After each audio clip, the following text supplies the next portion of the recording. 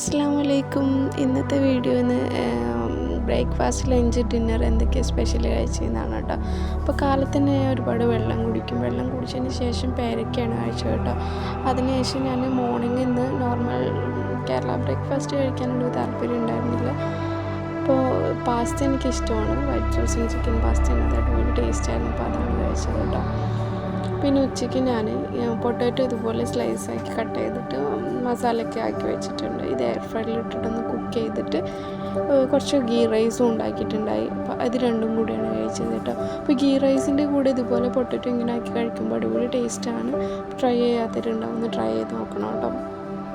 അപ്പോൾ അത് കഴിച്ചതിന് ശേഷം പിന്നെ ഒരു ഈവനിങ് ഒക്കെ ആയപ്പോൾ പൊറോട്ടയും അഫ്ഗാനി ചിക്കനുമാണ് കഴിച്ചത് കേട്ടോ. പിന്നെ നൈറ്റ് വേറെ ഒന്നും കഴിച്ചില്ല.